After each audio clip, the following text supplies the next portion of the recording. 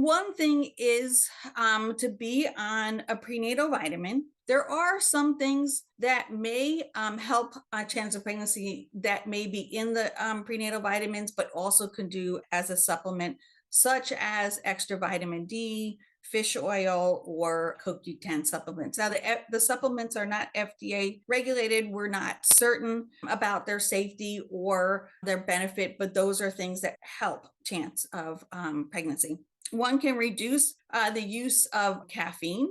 And so caffeine is tied to a longer duration to attempt pregnancy, a higher chance of miscarriage. It's currently recommendation to be off all caffeine by the time of pregnancy because of the increased chance of miscarriage. Smoking has been tied to lower chance of pregnancy. Alcohol is not strongly tied. Our national society says maybe more than 2 drinks a day. Certainly, alcohol in pregnancy is a risk for birth defects. But there are some studies in people doing IVF where alcohol might reduce the chance of pregnancy.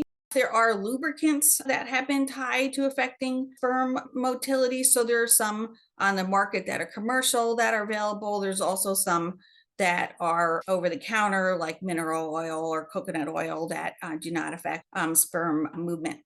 So men can help improve fertility by taking perhaps a vitamin, maybe antioxidants in a vitamin. There is some evidence that L-carnitine might be helpful. High temperatures affect sperm. So hot tubs, saunas, there is some evidence that boxers may be better than briefs. I would avoid long distance bicycle riding. And so those things may be a factor.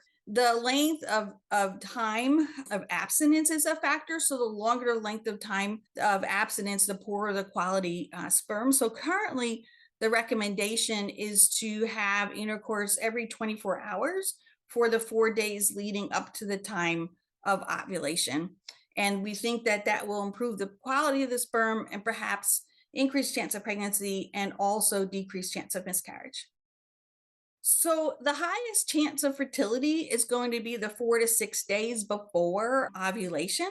So if someone has a 28-day cycle, usually they're ovulating on day 14. Typically, the time from the onset of menses to the time of the ovulation is the one that's variable, and the time from ovulation to the period is usually more consistent at about 14 days. So if you have a regular cycle, you can always count back 14 days. The ovulation predictor kits are pretty accurate, probably about 95% accurate.